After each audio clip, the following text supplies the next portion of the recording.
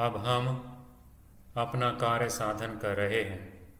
ऐसा कहकर उत्तंक दोनों कुंडलों को लेकर वहाँ से चल दिए। मार्ग में उन्होंने अपने पीछे आते हुए एक नग्न क्षपणक को देखा जो पुनः पुनः दिखाई देता और छिप जाता था। साधयामास्तावदित्युक्त्वा प्रातिष्ठतोत्तंकस्ते कुंडले गृहीत्वा सोपश्यदथ पतिनग्नं क्षपणकमागच्छन्तं मुहुर्मुहुर्दृश्यमानमदृश्यमानं च।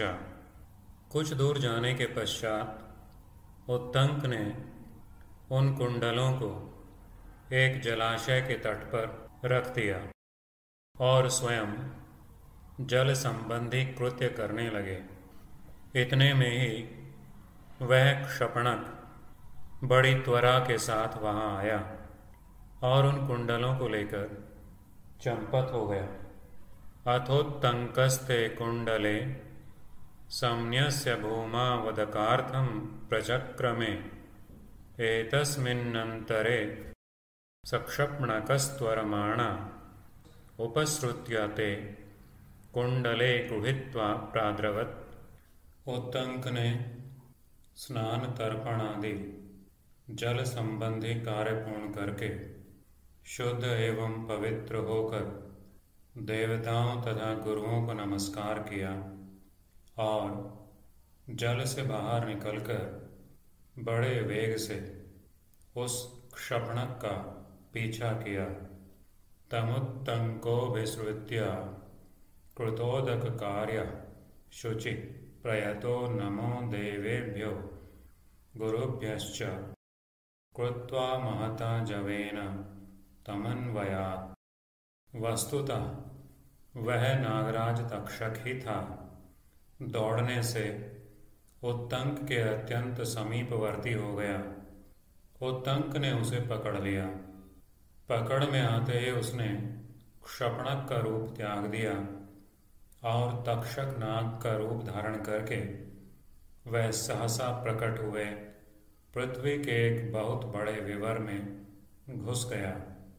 तस्य तक्षको दृढ़मासन्नः सतं जग्राह गृहीतमात्रा सद्रूपं विहाय तक्षक स्वरूपं कृत्वा सहसा धरण्यां विवृत्तं महाबिलं प्रविवेश। बिल में प्रवेश करके वह नागलोक में अपने घर चला गया।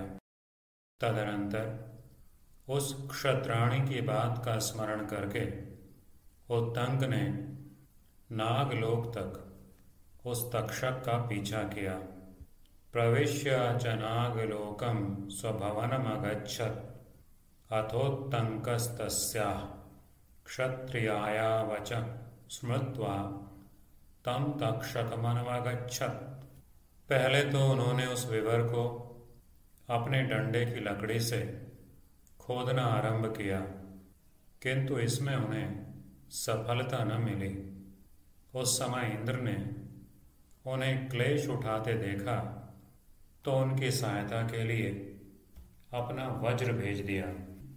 सतद्बिलं दंडकाष्ठेन चखान चचाशकत् तं क्लिश्यमानमिन्द्रोपश्यत् स वज्रं प्रेषयामास। उन्होंने वज्र से कहा, जाओ ब्राह्मण की सहायता करो। तब वज्र ने डंडे की लकड़ी में प्रवेश करके उस बिल को विदीर्ण कर दिया। गच्छास्य ब्राह्मणस्य साहाय्यं कुरुष्वेति। अथ वज्रं दंडकाष्ठमनुप्रविश्य तद्बिलमदारयत्।